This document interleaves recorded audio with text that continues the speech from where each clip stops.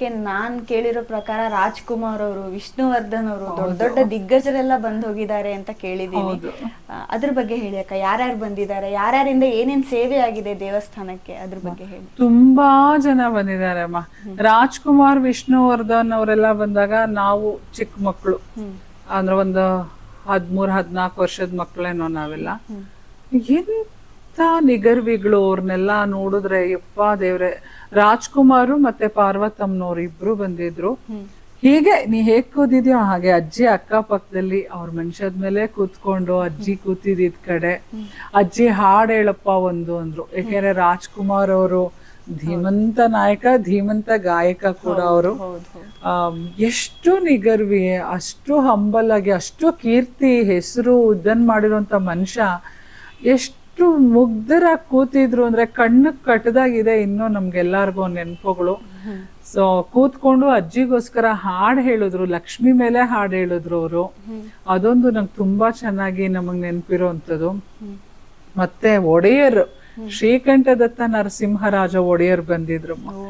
ಅದಂತೂ ನಿಜವಾ ಬಹಳ ಖುಷಿ. ಪ್ರಮೋದ ದೇವಿ ಅಮ್ಮ ಅವರು ಮತ್ತೆ ಒಡೆಯರ್ ಅವರು ಬಂದಿದ್ದು, ಅದು ಮರೆಯಕ್ಕಾಗ್ದಿರೋ ನೆನಪು.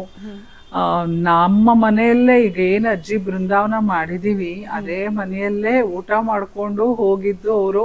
ನಾವು ಜೀವಮಾನದಲ್ಲಿ ಮರೆಯಕ್ಕಾಗ್ದಿರುವಂತಹ ಕ್ಷಣ. ಬಟ್ ಏನಂದ್ರೆ ಅವಾಗೆಲ್ಲ ಈ ಕ್ಯಾಮ್ರಾಗಳು ಅವೆಲ್ಲ ಹೆಚ್ಚಿರ್ಲಿಲ್ಲಮ್ಮ, ಹಾಗಾಗಿ ಫೋಟೋಗಳು ಸಿಗ್ಲಿಲ್ಲ. ಅದೃಷ್ಟವಶಾತ್ ರಾಜ್ಕುಮಾರ್ ಅವ್ರದ್ದು ಫೋಟೋ ಇದೆ, ಅವರು ಅಜ್ಜಿ ಜೊತೆ ಇದ್ದಿದ್ದು ಫೋಟೋಸ್ ಇದೆ. ಅದೊಂದು ಪುಣ್ಯ ಅನ್ಕೋತೀನಿ. ಈವನ್ ವಿಷ್ಣುವರ್ಧನ್ ಅವ್ರದ್ದು ನಾವು ಫೋಟೋ ತೆಕ್ಕೊಳಕ್ ಆಗ್ಲಿಲ್ಲ. ಅವ್ರು ಸುಮಾರು ಸತಿ ಬಂದ್ರುನು ಈ ಫೋಟೋ ಕಾನ್ಸೆಪ್ಟ್ ಎಲ್ಲ ಅವಾಗ ಅಷ್ಟು ಇರ್ಲಿಲ್ಲ. ಅವಾಗ ಅವರಂತೂ ತುಂಬಾ ಸೇವೆ ಮಾಡಿದ್ದಾರೆ ಗೊರವನಹಳ್ಳಿಗೆ. ನಮ್ಮ ಊಟದ ಹಾಲು ಪ್ರಪ್ರಥಮವಾಗಿ ಅಜ್ಜಿ ಪ್ರಾರಂಭ ಮಾಡಿದಾಗ ಸುಮಾರು ದೊಡ್ಡ ದೊಡ್ಡ ಪಾತ್ರೆಗಳನ್ನ ಭಾರತಿ ಅಮ್ಮ ಅವರು, ಭಾರತಿ ವಿಷ್ಣುವರ್ಧನ್ ಅವರು ದೇವಸ್ಥಾನಕ್ಕೆ ಕೊಡುಗೆಯನ್ನ ಕೊಟ್ಟಿದ್ದಾರೆ. ಅಮ್ಮನವ್ರಿಗೂ ಸಾಕಷ್ಟು ಕೊಡುಗೆಯನ್ನ ಅವರು ಕೊಟ್ಟಿದ್ದಾರೆ. ಅವ್ರ ಸೇವೆ ಅಷ್ಟು ಮಾಡಿದ್ದಾರೆ. ಅವ್ರ ತಮ್ಮ ಒಬ್ರಿದ್ರು, ಪಾಪ ಅವ್ರಿಗಿಲ್ಲ ಅನ್ಕೊಳ್ತೀನಿ. ಅವರು ತುಂಬಾ ಮಾಡ್ತಾ ಇದ್ರು ಸೇವೆ. ಭಾರತಿ ವಿಷ್ಣುವರ್ಧನ್ ಅವ್ರ ತಮ್ಮ ಇದ್ರು. ಅವ್ರ ಫ್ಯಾಮಿಲಿನೂ ತುಂಬಾ ಬರೋರು ಗೊರವನಹಳ್ಳಿಗೆ. ನನ್ನ ಹೆಸರು ಯಾರ್ದು ಸುಮಾರು ಜನ ಬಂದ್ಬಿಟ್ಟಿದ್ದಾರೆ. ಅಭಿಜಿತ್ ಅವ್ರು ತುಂಬಾ ಬರೋರು. ಇವತ್ತು ಕೂಡ ಅವರು ಇತ್ತೀಚೆಗೆ ಒಂದು ಕಾರ್ಯಕ್ರಮದಲ್ಲಿ ಭೇಟಿಯಾದಾಗ ತುಂಬಾ ನೆನೆಸ್ಕೊಂಡ್ರು ಗೊರವನಹಳ್ಳಿನ, ಅಜ್ಜಿನ, ನಮ್ ತಂದೆನ. ಪ್ರಸನ್ನ ಅಂತಾನೆ ಅವ್ರು ಕರಿತಿದ್ದು. ಯಾಕೆಂದ್ರೆ ಅವರೆಲ್ಲ ಒಂದೇ ಜೊತೆ. ಅವಾಗ ಶಶಿಕುಮಾರ್ ಸಿಕ್ಕಾಪಟ್ಟೆ ಬರೋರು. ಅಭಿಜಿತ್ ಅವ್ರು ತುಂಬಾ ನೆನೆಸ್ಕೊಂಡ್ರು. ಪ್ರಸನ್ನ ನಾನು ಯಾವತ್ತೂ ಮರೆಯಲ್ಲ, ಎಷ್ಟು ಪ್ರೀತಿ ನಿಮ್ಮಪ್ಪಂಗೆ. ಮತ್ತೆ ಸುಮಾರು ಜನ ನೆನ್ಸ್ಕೊಳ್ತಾರಮ್ಮ. ಇದು ಫಿಲಿಂ ಇಂಡಸ್ಟ್ರಿನಲ್ಲಿ ನಮ್ಮ ಗೊರವನಹಳ್ಳಿ ಮಹಾಲಕ್ಷ್ಮಿ ಭಕ್ತರು ತುಂಬಾ ಜನ ಇದ್ದಾರೆ, ತುಂಬಾ ನೆನೆಸ್ತಾರೆ. ಶಶಿಕುಮಾರ್ ಸರ್ ತುಂಬಾ ಬರೋರು, ಜಗ್ಗೇಶ್ ಸರ್ ತುಂಬಾ ಬರೋರು. ಅವ್ರು ರೀಸೆಂಟ್ ಆಗಿ ಕೂಡ ಬಂದ್ ಹೋಗಿದ್ದಾರೆ ಗೊರವನಹಳ್ಳಿಗೆ. ಅವ್ರ ಪೇಜ್ ಅಲ್ಲಿ ಕೂಡ ಹಾಕೊಂಡಿದ್ರು, ಕ್ಷೇತ್ರಕ್ಕೆ ಹೋಗಿ ಬಂದಿದ್ದು, ಅಜ್ಜಿ ಅವ್ರ ಜೊತೆ ಅವ್ರದ್ದು ಒಂದಿದು. ಏನೇ ಬಂದ್ರು ಅಜ್ಜಿ ಜೊತೆ ಅಪ್ಪನ ಜೊತೆ. ನಮ್ಮ ಮನೇಲಿ ಸುಮಾರು ತಿರೋರು, ಯಾರೇ ಬಂದ್ರುನು ಅಮ್ಮನವ್ರ ದರ್ಶನ ಮಾಡ್ಕೊ, ಅಜ್ಜಿ ಹತ್ರ ಬಾ, ಅವ್ರ ಹತ್ರ ಎಲ್ಲ ಮಾತಾಡ್ಕೊಂಡು, ಏನೋ ಅವ್ರದ್ದೇನೋ ಒಂದು ಇರ್ತಿತ್ತಲ್ಲ, ಎಲ್ಲಾರ್ಗು ಇರುತ್ತಲ್ವಾ ಏನೋ ಒಂದು ಕೇಳ್ಕೋಬೇಕಂದ್ರೆ ಮಾತಾಡ್ಕೊಂಡು ಹೋಗೋರು ಅಪ್ಪನ ಜೊತೆ ಅಜ್ಜಿ ಜೊತೆ. ಅದೆಲ್ಲ ನೆನಪುಗಳು ತುಂಬಾ ಚೆನ್ನಾಗಿದೆ. ಭಾರತಿ ವಿಷ್ಣುವರ್ಧನ್ ಅಂತೂ ತುಂಬಾ ಮಾಡಿದ್ದಾರೆ. ಅವ್ರ ದೇವಸ್ಥಾನಕ್ಕೆ ಅನ್ನದಾಸೋಹಕ್ಕೆಲ್ಲ ಸುಮಾರು ಕೊಡ್ಸಿದ್ದಾರೆ ಅವರು. ಅದೊಂದು ಮಾಡಿದ್ದಾರೆ. ಆಮೇಲೆ ನನ್ ಯಾರ್ಯಾರ ಹೆಸರು ತಗೊಳ್ಳಿ, ಉಮಾಶ್ರೀ, ಜಯಂತಿ, ಭಾರತಿ ವಿಷ್ಣುವರ್ಧನ್, ಇತ್ತೀಚೆಗಿನ ರಚಿತಾರಾಮ್ ತನಕ ಸುಮಾರು ಜನ ಬಂದಿದ್ದಾರೆ. ಯಾಕೆಂದ್ರೆ ಮಹಾಲಕ್ಷ್ಮಿ ಅವಳ ಆಶೀರ್ವಾದ ಎಲ್ಲಾ ರೀತಿಯಾದಂತ ಅಷ್ಟೈಶ್ವರ್ಯವನ್ನು ಕೊಡ್ತಕ್ಕಂತಹ ಒಂದು ಶಕ್ತಿ ಕೇಂದ್ರ, ಶಕ್ತಿ ಅವಳು. ಯಾಕೆಂದ್ರೆ ಮಹಾಲಕ್ಷ್ಮಿ ಅಂದ್ರೆ ಮಹಾಲಕ್ಷ್ಮಿ, ಮಹಾಕಾಳಿ, ಮಹಾಸರಸ್ವತಿ, 3 ರೂಪನೇ ಅಮ್ಮನವ್ರು.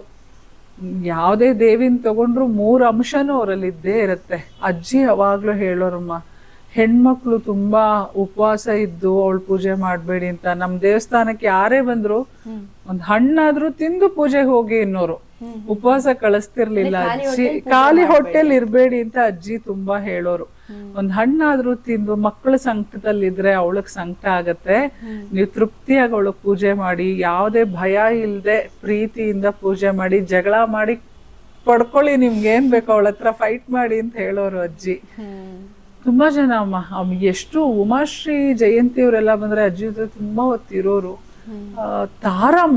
ತಾರಾ ತುಂಬಾನೇ ಗೊರವನಹಳ್ಳಿಗೆ ಭಕ್ತರು, ಅವರನ್ನು ತುಂಬಾ ಬರೋರು. ಸುಮಾರು ಜನ ಬಂದಿದ್ದಾರೆ. ಕೆಲವ್ರ ಹೆಸರು ತಗೊಂಡಿದೀನಿ, ಎಷ್ಟೊಂದ್ ಜನದ ಹೆಸರು ನಂಗೆ ನೆನಪಾಗ್ತಾ ಇಲ್ಲ. ತುಂಬಾ ಜನ ಬಂದಿದ್ದಾರೆ ಅಮ್ಮ. ನಂಗೆ ಅದ್ರಲ್ಲೂ ಒಡೆಯರ್ ಬಂದ್ ಹೋಗಿದ್ದಂತೂ ಮರೆಯಕ್ ಆಗ್ದಿರೋ ನೆನಪು ನನ್ಗೆ. ಅಷ್ಟು ಎಲ್ಲಾರು ಸೇವೆ ಮಾಡಿದ್ದಾರೆ. ರಾಜ್ಕುಮಾರ್ ಅವ್ರ ದೊಡ್ಡ ಮಗಳು ಬಹುಶಃ ಅವರು ಈಗ್ಲೂ ಬರ್ತಾನೆ ಇರ್ತಾರೆ, ಯಾಕೆ ಸೈಲೆಂಟ್ ಆಗಿ ಬಂದು ಹೋಗ್ಬಿಡ್ತಾರೆ ಅವರೆಲ್ಲ. ಯಾಕಂದ್ರೆ ಆ ಕ್ರೌಡ್ ಅಲ್ಲಿ ಆ ಇದ್ರಲ್ಲಿ ಪಾಪ ತುಂಬಾ ಜನ ದೊಡ್ಡತನ ಅದು ಆಕ್ಚುಲಿ. ಸೈಲೆಂಟ್ ಆಗಿ ಬಂದು ಎಲ್ಲ ತುಂಬಿದ ಕೊಡಗಳು ಅಂತಾರಲ್ಲ, ಆ ತರ ಬಂದ್ಬಿಟ್ಟು ಹಂಗೆ ಹೋಗೋದು. ಕೆಲವೊಬ್ರು ಹಂಗಿರಲ್ಲ. ಆಮೇಲೆ ದರ್ಶನ್ ಅವ್ರು ಎಲ್ಲಾರು ಬಂದಿದ್ದಾರೆ. ಸುದೀಪ್ ಅವ್ರ ತಾಯಿ ತುಂಬಾ ಬರೋರು ಗೊರವನಹಳ್ಳಿಗೆ. ಅವ್ರನ್ನೆಲ್ಲ ನೋಡಿದೀನಿ, ನಂಗೆ ಚೆನ್ನಾಗಿ ನೆನಪಿದೆ ನನ್ಗೆ. ಇನ್ನು ಸುಮಾರು ಜನ ಬಂದಿದ್ದಾರೆ. ತಕ್ಷಣ ದೇವರಾಜ್ ಸರ್, ಶ್ರೀನಾಥ್ ಅವ್ರು ರೀಸೆಂಟ್ ಆಗಿ ಕೂಡ ಬಂದು ಹೋಗಿದ್ದಾರೆ. ಡಿಂಗ್ರಿ ನಾಗರಾಜ್ ಸರ್, ಒಬ್ರಿಬ್ರಲ್ಲಮ್ಮ ಸುಮಾರು ಜನ ಬಂದಿದ್ದಾರೆ. ಸೀರಿಯಲ್ ಆರ್ಟಿಸ್ಟ್ ಒಬ್ರು ಮೊನ್ನೆ ನಂಗೆ ಸಿಕ್ಕಿದ್ರು, ಸಾರಿಕಾ ರಾಜೆ ಅರಸ್. ಅವರು ಎಷ್ಟು ನೆನೆಸ್ಕೊಂಡ್ರು ನಮ್ ತಂದೆನ ಅಜ್ಜಿನ ಎಲ್ಲ. ನಂಗೆ ಅಳು ಬಂದ್ಬಿಡತ್ತ ಅವಾಗ. ಇನ್ನೂ ನೆನ್ಪಲ್ಲಿ ಎಲ್ಲಾರ ನೆನ್ಪಲ್ಲೂ ಅಷ್ಟು ಉಳ್ಕೊಂಡಿದ್ಯಲ್ಲ. ನಿಂಗೆ ಗೊತ್ತಿಲ್ಲಮ್ಮ, ಅವ್ರ ಕೈಯಿಂದ ಏನ್ ಕೊಟ್ರು ನಿಮ್ಮ ಅಪ್ಪಾಜಿ ಕೈಯಿಂದ ಅಷ್ಟೊಳ್ಳೆ. ಯಾಕೆಂದ್ರೆ ಅಜ್ಜಿ ಕಾಲ ಆದ್ಮೇಲೆ ಅಪ್ಪ ಏನ್ ಹೇಳಿದ್ರು ಅದು ಆಗ್ತಾ ಇತ್ತು. ಅದನ್ನ ನಂಬಿಕೆ ಎಲ್ಲಾರ್ಗೂ ಇದೆ. ನಿಮ್ಮಪ್ಪ ಏನ್ ಹೇಳಿದ್ರು ಒಳ್ಳೇದಾಗ್ತಿತ್ತು, ನಾವ್ ಯಾರು ಮರಿಯಲ್ಲ ಅಂತ ಜ್ಞಾಪಿಸ್ಕೋತಾ ಇದ್ರು. ಈ ತರ ತುಂಬಾ ಚೆನ್ನಾಗಿ ಜ್ಞಾಪಿಸ್ಕೋತಾರೆ. ಅಪ್ಪಾಜಿ ಅಂತಾನೆ ಅವ್ರನ್ನ ಕರೆಯೋರು ಎಲ್ಲಾರು. ಅಜ್ಜಿದ ಅಂಶನೇ ಅವ್ರಿಗೆ ಕೊಟ್ಬಿಟ್ಟಿದ್ರು. ಲಕ್ಷ್ಮಿ, ಅಜ್ಜಿ, ಅಪ್ಪ, ಹಿಂಗೆ ಅದೊಂಥರ ಹರ್ಕೊಂಡ್ ಬಂದ್ಬಿಡ್ತು ಅದು. ಆ ಶಕ್ತಿನ ಅವಳು ಒಬ್ರಿಂದ ಒಬ್ರಿಗೆ ಪಾಸ್ ಮಾಡ್ತಾ ಹೋದ್ಲು ದೇವಿ. ಹಾಗೆ ಮಕ್ಳಿಗೆ ಎಲ್ಲಾರ್ಗು ಆಶೀರ್ವಾದ ಮಾಡ್ಕೊಂಡು ನಡೆಸ್ತಾ ಇದ್ದಾಳೆ. ಅದೇ ಆಶೀರ್ವಾದ ಎಲ್ಲಾರ್ಗು ಸಿಕ್ಬಿಡ್ಲಿ ಅಂತ ಅಷ್ಟೇ ನಾವು ಕೇಳ್ಕೊಳ್ತೀವಿ. ನಮ್ಗೆ ಇನ್ನೇನು ಎತ್ಕೊಂಡು ಹೋಗೋದು ಏನು ಇಲ್ಲಮ್ಮ. ಎಲ್ಲಾರು ಚೆನ್ನಾಗಿರ್ಬೇಕು.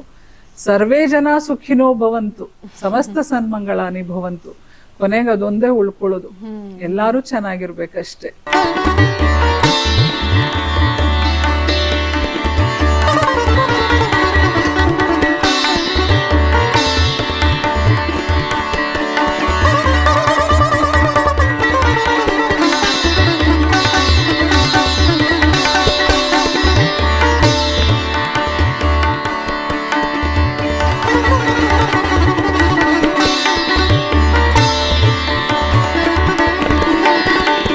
ಸರಿ, ಮಾರನೇ ದಿನ ಪೂಜೆ ಶುರುವಾಗತ್ತೆ. ಕಲಶ ಎತ್ಕೋಬೇಕು. ನಮ್ಮಪ್ಪ ನನಗೆ ಬೇಡ, ಯಾರು ಆಗ್ಬೇಕ್ರೆ ಎತ್ಕೋತಾರೆ ಬಿಡು ಅಂತ ಅಲ್ಲಿರೋರು ಹೇಳ್ತಾರೆ. ಕಲಶ ಎತ್ಕೊಳಕ್ ಹೋದ್ರೆ ಸರ್ಪ ಫುಲ್ಲು ಹಿಂಗೆ ಇದಾಕೊಂಡು ಮಲಗ್ಬಿಟ್ಟಿದೆ. ತಕ್ಷಣ ಕಲಶ ಬಿಟ್ಬಿಟ್ಟಿದ್ದಾರೆ ಅವ್ರು ಎತ್ಕೊಂಡವ್ರು, ಎದ್ರುಕೊಂಡು. ನಮ್ಮಪ್ಪ ಕಲಶ ಹಿಡ್ಕೊಂಡು ನಾಗಪ್ಪನ ಕೈಲಿ ಮಾತಾಡಿದ್ದಾರೆ. ಅಪ್ಪ, ಪೂಜೆಗಳಾಗ್ತಾ ಇದೆ, ಏನೇ ತಪ್ಪಾಗಿದ್ರು ಕ್ಷಮಿಸೋ ಅಪ್ಪ, ನೀನ್ ನಮಗ್ ದಾರಿ ಮಾಡ್ಕೊಡು ಅಂತ ಕೇಳಿದ್ದಾರೆ. ಅವನು ಹೊಟ್ಟೋಗಿದ್ದಾನೆ. ಅವನು ಅವಾಗ ಇವ್ರಿಗೆ ಬಂದಿದ್ರಲ್ಲ ಅವ್ರ ಆಗ್ಮಿಕ್ರೊಬ್ರು ವಯಸ್ಸಾದವರು, ಅವ್ರಿಗೆ ಅಳು ಬಂದ್ಬಿಡುತ್ತೆ. ಲೆಟರ್ ಬರೀತಾರೆ. ಪ್ರಸನ್ನ ತುಂಬಾ ದೊಡ್ಡ ಭಕ್ತ, ಅವನು ಮಗ ಅವಳಿಗೆ. ಅವನು ಪೂಜೆ ಮಾಡಿದ್ರೆ ಅವಳು ನಗ್ತಾಳೆ, ನಲಿತಾಳೆ. ಇನ್ಯಾರು ಪೂಜೆ ಮಾಡಿದ್ರು ಅವಳು ನಗಲ್ಲ, ನಲಿಯಲ್ಲ.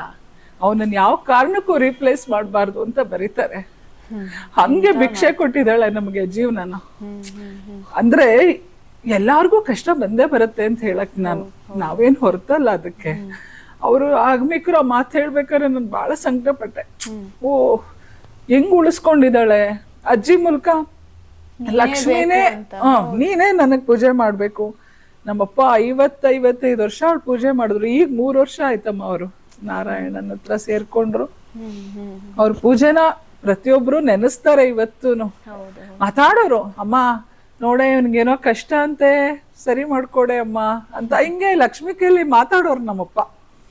ಮಾವ ಬಂದಿದಾರಮ್ಮ, ಹೆಸರು ಹೇಳ್ಬಿಟ್ಟು ಹೇಳೋರು, ಇಂಥವ್ರು ಬಂದಿದಾರಮ್ಮ ನೋಡು, ಏನೋ ತುಂಬಾ ಪಾಪ ಕಷ್ಟ ಅಂತೆ, ನೀನ್ ಹೋಗಿ ಅವ್ರ ಮನೆಗೆ ಹೋಗ್ಬಿಡು, ಸರಿ ಮಾಡ್ಕೊಟ್ಬಿಟ್ಟು ಬಾ ಅನ್ನೋರು. ಒಳ್ಳೇದಾಗ್ತಿತ್ತು. ನಂಬಿಕೆ ಇಟ್ಕೊಂಡ್ಬಿಟ್ರೆ ಅವಳು ಕೈ ಹಿಡ್ಕೊಂಡ್ಬಿಡ್ತಾಳೆ ಮೇಘ್ನ. ಅಕ್ಕ ಈಗ ದೇವಸ್ಥಾನದಲ್ಲಿ ಸ್ವಲ್ಪ ಮುಂದೆ ಹೋದ್ರೆ ಅಲ್ಲ, ದೇವಸ್ಥಾನದಲ್ಲಿ ಏನೇನಿದೆ ಅಂತ ಕೇಳ್ದೆ ನೀನು. ಹೌದು, ಅದೊಂದಿದೆ. ಮತ್ತೆ ಅಮ್ಮನವ್ರಿಗೆ ಶಂಕರಾಚಾರ್ಯರು ಶಾರದಾಮ್ನವ್ರನ್ನೆಲ್ಲ ಒಳಗಡೆ ಪ್ರತಿಷ್ಠಾಪನೆ ಮಾಡಿದ್ದಾರೆ ಅಜ್ಜಿ. ಪೂಜೆ ಸಾರೋದ್ಧಾರವಾಗಿ ನಡ್ಕೊಂಡು ಹೋಗ್ತಾ ಇದೆ. ಮತ್ತೆ ಇನ್ನೊಂದು ಮುಖ್ಯವಾದ ವಿಷಯ ಅಂದ್ರೆ ಆ ನಾಗಪ್ಪನ ಕಥೆನಲ್ಲಿ ಒಂದು ಏನಿದೆ ಗೊತ್ತಾ, ದೇವರಾಯನದುರ್ಗದಿಂದ ಸ್ವಾಮಿ ಬರ್ತಾ ಇರ್ತಾನೆ ಹಾಲು ಕುಡ್ಕೊಂಡು ಹೋಗೋದಕ್ಕೆ ಇಲ್ಲಿಗೆ ಅಂತ, ಅಮ್ಮನವ್ರ ದರ್ಶನ ಮಾಡಕ್ಕೆ ಅಂತ ಬರ್ತಿರ್ತಾನೆ ಅಂತ ಒಂದು ಅಜ್ಜಿ ಹೇಳ್ತಿದ್ ಕತೆ. ಒಂದಿನ ಅವ್ನ್ ಲೇಟ್ ಆದಾಗ ಅವಳು ಶಾಪ ಕೊಡ್ತಾಳೆ, ಏನು ನೀನು ಓಣಿ ಕಾಯಿ, ನಾನು ಊರ್ ಕಾಯ್ತೀನಿ ಅಂತ ಹೇಳ್ತಾಳೆ ಅವನಿಗೆ, ಬರ್ಬೇಡ ನೀನ್ ಇಲ್ಲಿಗೆ ಅಂತ. ಅವಾಗ ಅವನು ಅಲ್ಲೇ ಶಿಲೆ ಆಗ್ಬಿಟ್ಟಿದ್ದಾನೆ. ನಮ್ಮ ಡ್ಯಾಮ್ ಹತ್ರ ಓಣಿ ನಾಗಪ್ಪ ಅಂತಾನೆ ಇದೆ. ಅದೇ ಕೇಳಕ್ ಬಂದೆ, ದೇವಸ್ಥಾನದಿಂದ ಸ್ವಲ್ಪ ಮುಂದೆ ಹೋದ್ರೆ ಓಣಿ ನಾಗಪ್ಪ ಇದೆ, ಮತ್ತೆ ತಾಯಿ ಪಾದಗಳಿದೆ, ಅವಳ ಹೆಜ್ಜೆ ಶಂಖಾಕಾರದ ಒಂದು ಶಿಲೆನಲ್ಲಿ ಅಮ್ಮನವ್ರ 2 ಪಾದ ಇದೆ ಅಮ್ಮ. ಹಿಂಗೆ ಅವಳು ಬಂದಿದ್ದಾಳೆ. ಹೌದು, ತುಂಬಾ ಜನ ಕೇಳಿರೋರು ಇದಾರೆ, ನಾವು ಎಕ್ಸ್ಪೀರಿಯನ್ಸ್ ಮಾಡಿದೀವಿ. ಅವಳು ಯಾವಾಗ್ಲೂ ಓಡಾಡ್ತಾಳೆ ಅಲ್ಲಿ. ನಮ್ಮ ಮನೆಯಲ್ಲಂತೂ ವಿಪರೀತ ಎಕ್ಸ್ಪೀರಿಯನ್ಸ್ ಗಳಾಗ್ಬಿಟ್ಟಿದೆ. ನಮ್ಮ ಅಜ್ಜಿ ನಮ್ಮ ಮನೆಯಲ್ಲಿ ಬಾಗ್ಲಲ್ಲಿ ಯಾರನ್ನೂ ಮಲಗಕ್ ಬಿಡ್ತಿರ್ಲಿಲ್ಲ. ಅವಾಗೆಲ್ಲ ಕೆಳಗೆ ಅಲ್ವಾ ಮಲಗ್ತಿದ್ದು. ಬಂದು ಭಕ್ತರೆಲ್ಲ ನಮ್ಮ ಮನೇಲೆ ಮಲ್ಗೋರಲ್ಲ. ಅವಾಗೆಲ್ಲ ಏನು ವ್ಯವಸ್ಥೆ ಇರಲ್ಲ. ಈಗಾರೆ ಹೋಟೆಲ್ಸ್ ಇದೆ, ರೂಮ್ಗಳಿದೆ, ನಮ್ ದೇವಸ್ಥಾನದ ರೂಮ್ಗಳು ಇದೆ. ಅವಾಗ ಎಲ್ಲನೂ ನಮ್ಮ ಮನೆನೆ, ಊಟನೂ ನಮ್ಮ ಮನೆನೆ, ಒಂದ್ ಲೋಟ ನೀರ್ ಬೇಕು ಅಂದ್ರು ನಮ್ಮ ಮನೆನೆ. ಆ ಕಾಲದಲ್ಲಿ ಮಲಗ್ಬೇಡಿ ದಾರಿಲಿ ಅನ್ನೋಳು ಅಂತ ಹೇಳೋರ್ ಅಜ್ಜಿ. ನನ್ನ ಅಡಿಗೆಗೆ ಒಬ್ಬ ಹುಡುಗ ಇದ್ದ ನಮ್ಮ ಮನೆಯಲ್ಲಿ, ಅವನಿಗೆ ಕಪಾಳ ಕೊಡೋದ್ ಸೈಡ್ಗೆ ತಾಕ್ಬಿಟ್ಟಿದ್ಲು ಒಂದ್ಸತಿ. ಮಲಗಿ ರಾತ್ರಿ ಒಂದ್ ಹೊತ್ತಲ್ಲಿ ಗಾಬರಿ ಆಗ್ಬಿಟ್ಟಿದ್ದ ಅಂತ. ಇವ್ರ ತಂದೆಗೆ ಆ ಎಕ್ಸ್ಪೀರಿಯನ್ಸ್ ಆಗಿತ್ತು, ನಮ್ಮ ಅಮ್ಮನ ತಂದೆಗೆ. ಅವರುನು ಬಾಗ್ಲಲ್ಲಿ ಮಲಗಿದ್ದಾರೆ ಅಡ್ಡಕ್ಕೆ, ಅವಳು ಸಂಚಾರ ಬಂದಿದೆ, ಗೆಜ್ಜೆ ಶಬ್ದ ಕೇಳಿಸಿದೆ ಅವ್ರಿಗೆ. ಕೈ ಹಿಡಿದು ಸೈಡ್ಗೆ ಎಳದ್ ಬಿಟ್ಬಿಟ್ಟಿದ್ದಾಳೆ ಅವ್ರನ್ನ. ಮತ್ ಇನ್ನೊಬ್ರಿಗೆ ಹಂಗೆ ಎಕ್ಸ್ಪೀರಿಯನ್ಸ್ ನಾನು 3 ಜನದ ಬಾಯಲ್ಲಿ ಕೇಳಿದ್ದೇನೆ ಇದನ್ನ, ಈ ಎಕ್ಸ್ಪೀರಿಯನ್ಸ್ ನ. ನಮ್ಗೇನೋ ಐಟಮ್ ಕೊಡಕ್ ಬಂದಿದ್ರು, ಬೃಂದಾವನ ಆದ್ಮೇಲೆ ಆಗಿರೋ ಮಾತಿದು. ಆ ಬೃಂದಾವನದ ಬಾಗಿಲಲ್ಲಿ ಅವ್ರ ವ್ಯಾನ್ ತುಂಬಾ ಲೇಟ್ ನೈಟ್ ಆಗ್ಬಿಟ್ಟಿದೆ, ಬಟ್ ಅಲ್ಲೇ ಸ್ಟೇ ಮಾಡಿದ್ದಾರೆ, ಕಾರಲ್ಲೇ ಮಲಗಿದ್ದಾರೆ. ಬಾಗಿಲಲ್ಲಿ ಅಡ್ಡಕ್ಕೆ ಕಾರ್ ನಿಂತಿದೆ, ಬಂದ್ ಕಪಾಳಕ್ ಬಿಟ್ಟಿದ್ದಾರೆ ಅವ್ರಿಗೊಂದ್ ಹೊತ್ತಲ್ಲ ಅವ್ರಿಗೆ. ಅವ್ರಂತೂ ಗಾಬರಿ ಆಗ್ಬಿಟ್ಟಿದ್ರು. ನನಗೆ ಅಡ್ಡ ಬರ್ಬೇಡ ಅಂತ. ಅವಳು ಸಂಚಾರ ಮಾಡೋ ಜಾಗ ಕ್ಲಿಯರ್ ಆಗಿರ್ಬೇಕು. ಈಗ್ಲೂ ನೋಡು, ದೇವಸ್ಥಾನಗಳು ಜಸ್ಟ್ ಎದುರುಗಡೆ ಮನೆಗಳು ಇರಬಾರ್ದು ಅಂತಾರೆ. ಯಾಕೆಂದ್ರೆ ಅವಳು ಸಂಚಾರ ಮಾಡೋ ಜಾಗ ಅದು. ಈವನ್ ನಾವು ನಮಸ್ಕಾರ ಮಾಡಿದ್ರು ಕೂಡ ಸ್ವಲ್ಪ ಸೈಡ್ ಇಂದ ಮಾಡ್ಬೇಕು ಅಂತ ಹೇಳ್ತಾರೆ ಅವಾಗ್ಲೂ. ನೇರವಾಗಿ ಮಾಡೋದಕ್ಕಿಂತ ಸ್ವಲ್ಪ ಸೈಡ್ ಇಂದ ಮಾಡ್ಬೇಕು. ಇದೇ ಕಾರಣ ಅವ್ರು ನೇರವಾಗಿ ಹೋಗ್ತಿರೋರು ಅವ್ರಿಗೆ ನಾವು ಅಡ್ಡ ಆಗ್ಬಾರ್ದು ಅಂತ ಅವ್ರಿಗೆ ಅದೊಂದು ಹೇಳ್ತಾರಪ್ಪ ದೊಡ್ಡವ್ರ ಆತರ ಹೇಳ್ತಾರೆ. ಸೊ ಇದು ಅವಳು ತುಂಬಾ ನಡೆಸಿದಾಳೆ. ತುಂಬಾ ಜನ ಅವಳು ಗೆಜ್ಜೆ ಶಬ್ದ ಕೇಳಿದ್ದಾರೆ ಅಮ್ಮ. ತುಂಬಾ ಜನಕ್ಕೆ ಎಕ್ಸ್ಪೀರಿಯನ್ಸ್ ಆಗಿದೆ. ಅಲ್ಲಿ ಕೆಲಸ ಮಾಡೋರ್ಗು ತುಂಬಾ ಜನಕ್ಕೆ ಎಕ್ಸ್ಪೀರಿಯನ್ಸ್ ಗಳಾಗಿದೆ. ಅವಳು ಇವತ್ತು ಇದೆ. ಅವಳ ಶಕ್ತಿ ಇಲ್ಲ ಅಂದ್ರೆ ಈ ಮಟ್ಟಕ್ಕೆ ಒಂದು ಕ್ಷೇತ್ರ ಬೆಳೆಯಕ್ ಸಾಧ್ಯನಾ ಅಲ್ವಾ? ಎಷ್ಟೋ ಕೋಟಿಗಟ್ಲೆ ಭಕ್ತರು ಬರ್ತಾರೆ ಇವಾಗ. ರಾತ್ರಿ 9 ಗಂಟೆ ಆದ್ರೂ ಅನ್ನ ಸಂತರ್ಪಣೆ ಆಗುತ್ತೆ. ಬರೀ ಕರ್ನಾಟಕಕ್ಕೆ ಸೀಮಿತ ಆಗಿದ್ಲು, ಈಗ ಇಡೀ ಪ್ರಪಂಚಕ್ಕೆ ಸೀಮಿತ ಆಗ್ಬಿಟ್ಟಿದ್ದಾಳೆ. ಒಂಥರ ಕರ್ನಾಟಕದ ಕೊಲ್ಹಾಪುರ ಅಂತ ಹೆಸರಾಗ್ಬಿಟ್ಟಿದೆ ಇವಾಗ. ಮಹಾರಾಷ್ಟ್ರಕ್ಕೆ ಕೊಲ್ಲಾಪುರ, ಕೊಲ್ಲಾಪುರ ಮಹಾಲಕ್ಷ್ಮಿ ಹೆಂಗೋ ಗೊರವನಹಳ್ಳಿ ಮಹಾಲಕ್ಷ್ಮಿನೂ ಅದೇ ತರ ಆಗ್ಬಿಟ್ಟಿದ್ದಾಳೆ. ಒಂದ್ ಹೇಳ್ತಾರೆ, ಈಗ ತಿರುಪತಿ ಅಂತ ಬಂದಾಗ ಹೆಂಗೆ ನಾವು ಅನ್ನಮಾಚಾರ್ಯರನ್ನ ನೆನ್ಸ್ಕೊಳ್ತೀವಿ, ಅವ್ರ ಕೃತಿಗಳನ್ನ ನೆನ್ಸ್ಕೊತೀವಿ. ಹಾಗೆ ಭದ್ರಾಚಲ ಅಂತ ಬಂದಾಗ ರಾಮದಾಸರನ್ನ, ಅವ್ರ ಕೀರ್ತನೆಗಳನ್ನ ನೆನ್ಸ್ಕೊಂತೀವಿ. ಹಿಂಗೆ ಒಬ್ಬೊಬ್ರಿಗೂ ಒಬ್ಬೊಬ್ರು ಡಿವೋಟಿಗಳಿದ್ದಾರೆ.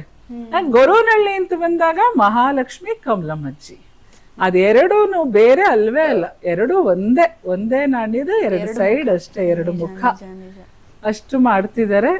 ಓಣಿ ನಾಗಪ್ಪ ಅಲ್ಲಿ ನೆಲ್ಸಿದಾನೆ ಅಮ್ಮ. ನಾ ಹೇಳದ್ನಲ್ಲ, ಕ್ಷೇತ್ರಕ್ಕೆ ಬಂದ್ರೆ ನೋಡಿ ಇದನ್ನೆಲ್ಲ. ಇನ್ನೊಂದಲ್ಲಿದು ಕೇಳಿದೀನಿ, ಓಣಿ ನಾಗಪ್ಪಂಗೆ ನಾಗರ ಚೌತಿ ಅಥವಾ ಪಂಚಮಿ ದಿವಸ ಅಲ್ಲಿ ಹಾಲ್ ಎರೆದ್ರೆ ವರ್ಷ ಎಲ್ಲೇ ಇದ್ರು ಹೌದಮ್ಮ, ಹೌದು ಖಂಡಿತ ಅದ್ ಅಜ್ಜಿನೂ ಹೇಳೋರು. ಒಂದ್ಸತಿ ನಾವು ನಾಗಪ್ಪ ತುಂಬಾ ಸ್ಟ್ರಿಕ್ಟ್ ಅಮ್ಮ. ನಾವು ಬೇರೆ ನಮ್ ಲಕ್ಷ್ಮಿ ಹತ್ರ ಒಂಚೂರು ಲೀನಿಯನ್ಸ್ ತಗೊಂಡು ಅಮ್ಮ ಆಗಲ್ಲ ಅಂದ್ರು ಅಮ್ಮ ಅಲ್ವಾ ಬಿಟ್ಬಿಡ್ತಾಳೆ. ಅವನ್ ಹಂಗಲ್ಲ, ಅವನ ಅಪ್ಪನ್ ತರ ಸ್ಟ್ರಿಕ್ಟ್. ಅವನ್ಗೆ ಮಾಡ್ಬೇಕು ಅದನ್ನ. ಒಂದ್ಸತಿ ನೀ ಶುರು ಮಾಡಿದ್ರೆ ಅವನಿಗೆ ತನಿ ಎರಿಯಕ್ಕೆ ಪ್ರತಿ ವರ್ಷ ಎಲ್ಲಿದ್ರು ಬಂದ್ ತನಿ ಎರಿಬೇಕು. ಅದೇ ಅದೇ ಎಲ್ಲಿದ್ರು ಅಲ್ಲಿ ಕುಟುಂಬಸ್ಥರು ಯಾರಾದ್ರೂ ಒಬ್ರು ಬರ್ಲೇಬೇಕು, ತನಿ ಎರಿಬೇಕು. ಅಲ್ಲ ನಮಗಂತೆ ನಮ್ಮನೆ ನಮ್ಮೂರು ನಮ್ ದೇವ್ರು ಮಾಡ್ತೀವಿ. ಕೆಲವ್ರು ಹೊಸಬರು ರೂಢಿ ಮಾಡ್ಕೊಂಡ್ಬಿಡ್ತಾರೆ, ಗೊತ್ತಿರಲ್ಲ ಅವ್ರಿಗೆ ಅವ್ನ್ ತುಂಬಾ ಸ್ಟ್ರಿಕ್ಟ್ ಅಂತ. ಅದ್ರ ಎಫೆಕ್ಟ್ಸ್ ಬೇರೆ ತರ ಆಗ್ಬಿಡತ್ತೆ.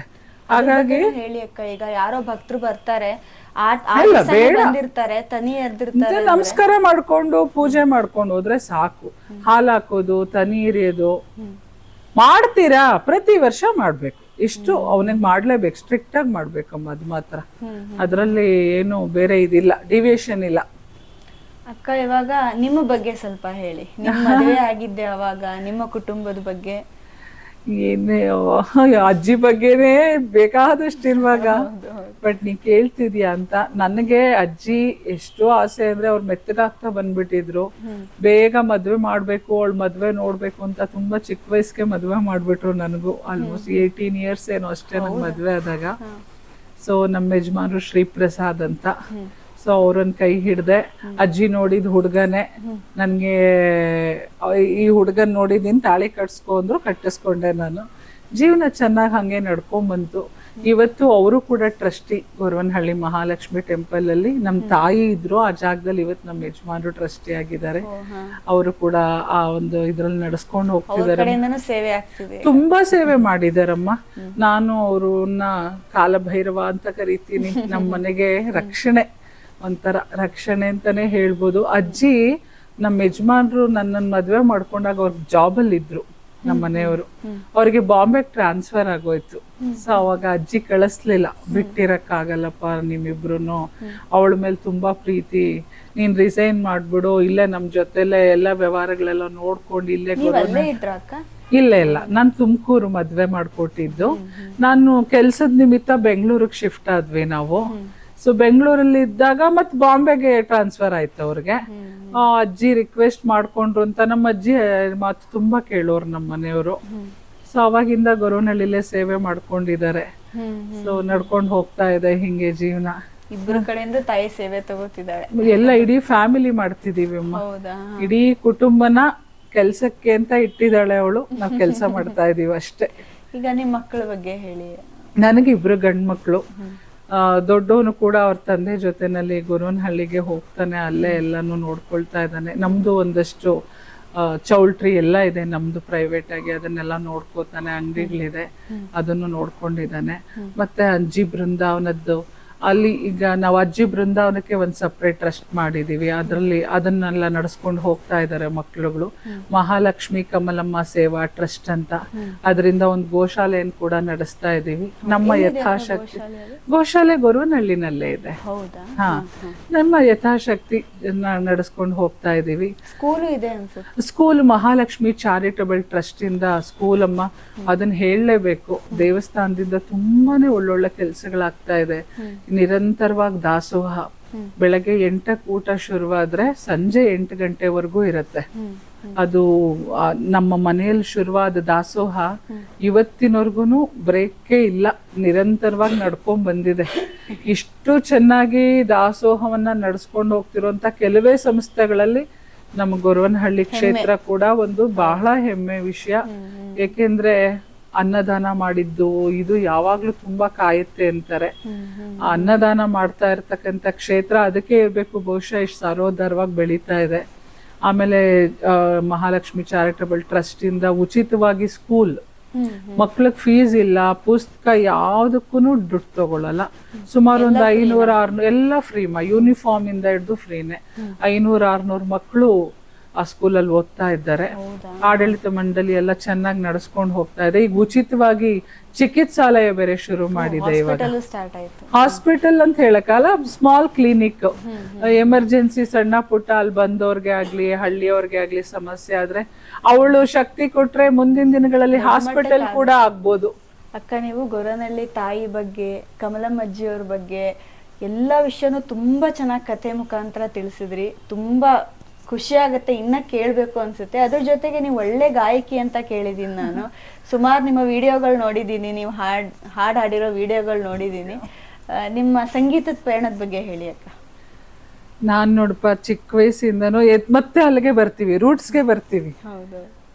ನಮ್ಮ ಊರು ಎಷ್ಟು ಸಣ್ಣದಂದ್ರೆ ನಾ ಹೇಳದ್ನಲ್ಲ, ಕರೆಂಟ್ ಕೂಡ ಇರ್ತಿರ್ಲಿಲ್ಲ. ಸಂಜೆ ಆದ್ರೆ ಕರೆಂಟ್ ತೆಗೆದ್ಬಿಡೋರು. ಸೊ ನಮ್ಗೇನಲ್ಲಿ ವಿಶೇಷ ಅಂದ್ರೆ ನಮ್ಮ ದೇವ್ರ ನಾಮಗಳು ಹಾಡೋದೆ. ಅಜ್ಜಿ ಭಜನ್ಸ್ ಮಾಡ್ಸೋರು, ದೇವ್ರ ನಾಮಗಳು ಹಾಡ್ಸೋರು, ದತ್ತಂದು ಒಂದಷ್ಟು ಭಜನೆಗಳು ಹೇಳ್ಕೊಡೋರು, ದಿನಾ ನಡೀತಾ ಇತ್ತು ಇದು. ನನ್ನ ತಂದೆ ತಾಯಿ ತುಂಬಾ ಚೆನ್ನಾಗಿ ದೇವ್ರ ನಾಮಗಳು ಹಾಡೋದು, ಭಜನ್ಸು ಅದೆಲ್ಲ ತುಂಬಾ ವಾಯ್ಸು ಚೆನ್ನಾಗಿತ್ತು ಅವ್ರದ್ದು. ಬಹುಶಃ ನಾ ಇವತ್ತು ಏನಾರು ಹಾಡ್ತಿದ್ದೀನಿ ಅಂದ್ರೆ ಆ ಗಿಫ್ಟ್ ಅನ್ಕೋತೀನಿ, ಅಜ್ಜಿ ಮತ್ತೆ ತಂದೆ ತಾಯಿ ಕೊಟ್ಟಿರೋ ಬಳುವಳಿ. ನಮಗ್ ಕಲೀಲಿಕ್ಕೆಲ್ಲ ಅಲ್ಲಿ ಏನು ಅವಕಾಶ ಇರ್ಲಿಲ್ಲಮ್ಮ. ಬಹಳ ಪುಟ್ಟ ಹಳ್ಳಿ ನಮ್ದು. ನಮ್ ಸ್ಕೂಲಿಂಗೆ ಕಷ್ಟ ಇತ್ತು, ಬೇರೆ ಹಳ್ಳಿಗಳಿಗೆ ಹೋಗ್ತಿದ್ವಿ. ಸಂಗೀತ ಕಲಿಯೋದು ಅನ್ನೋದು ತುಂಬಾ ಕಷ್ಟದ ವಿಷಯ. ನನ್ನ ಮದುವೆ ಆದ್ಮೇಲೆ ಯಜಮಾನ್ರು ಪ್ರೋತ್ಸಾಹ ತುಂಬಾ ಸಿಕ್ತು ನಾನು ಹಾಡ್ಬೇಕು ಅನ್ನೋ ಆಸೆಗೆ. ನಂಗೆ ಮೊದ್ಲಿಂದ ದೇವ್ರ ನಾಮಗಳು ಹಾಡೋದು ಬಹಳ ಇಷ್ಟದ ಕೆಲಸ.